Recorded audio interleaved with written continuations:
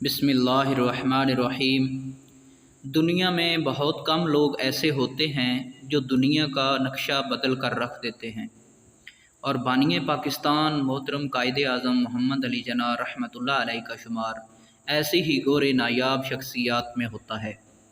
ہر سال 25 دسمبر کو قائد اعظم کا یوم پیدائش پاکستان میں قومی سطح پر منایا جاتا ہے، اور اس حوالے سے ملک بھر میں تقریبات اور سیمینارز منعقد کیے جاتے ہیں جن میں ان کی شاندار خدمات پر روشنی ڈالی جاتی ہے۔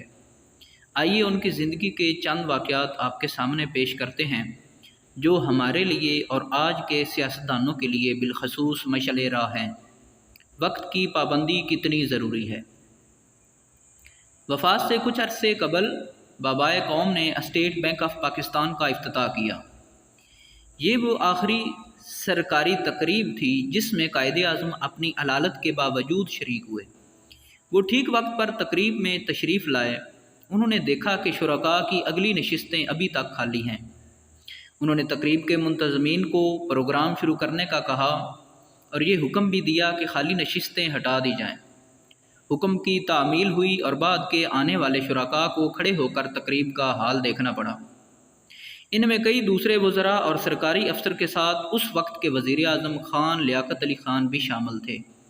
وہ بے حد شرمندہ تھے کہ ان کی ذرا سی غلطی قائد اعظم نے برداشت نہیں کی اور ایسی سزا دی جو کبھی نہ بھولے گی۔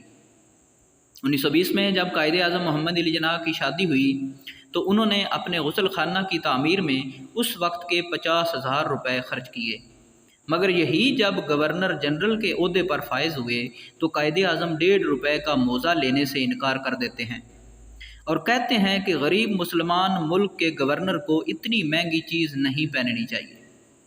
ایک دفعہ برطانیہ کے سفیر نے آپ سے کہا کہ برطانیہ کے بادشاہ کا بھائی آ رہا ہے، آپ انہیں ایئرپورٹ پر لینے جائیں۔ قائد اعظم نے یہ شرط رکھی کہ میں تب ایئرپورٹ پر جاؤں گا اگر میرے بھائی کی برطانیہ آمد پر وہاں کا بادشاہ اسے لینے آئے۔ 1943 میں الہ آباد یونیورسٹی میں ہندو اور مسلمان طلباء کے درمیان اس بات پر تنازع ہو گیا کہ یونیورسٹی میں کانگریس کا پرچم لہرایا جائے۔ مسلمان طلباء کا کہنا تھا کہ کانگریس کا پرچم مسلمانوں کے جذبات کا عکاس نہیں، اور چونکہ الہ آباد یونیورسٹی میں مسلمان طلباء کی اکثریت زیر تعلیم تھی، اس لیے یہ پرچم اصولاً وہاں نہیں لہرایا جا سکتا۔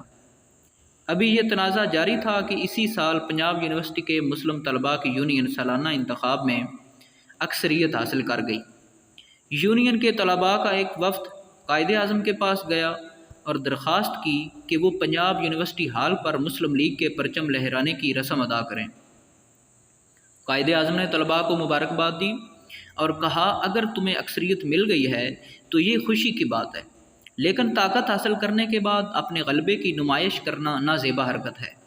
کوئی ایسی بات نہ کرو جس سے کسی کی دل آزاری ہو۔ ہمارا ظرف بڑا ہونا چاہیے۔ کیا یہ مناسب بات نہیں کہ ہم خود وہی کام کریں جس پر دوسروں کو ہم مطمئن کرتے ہیں؟ تو امید ہے دوستو آپ کو یہ تحریر پسند آئی ہوگی۔ اگر یہ تحریر پسند آئی ہے تو ہمارے چینل جی کے وائس کو سبسکرائب کر دیں اور اس ویڈیو کو لائک اور شیئر کر دیں تاکہ ہماری نئی آنے والی ویڈیوز کا نوٹیفیکیشن آپ تک آ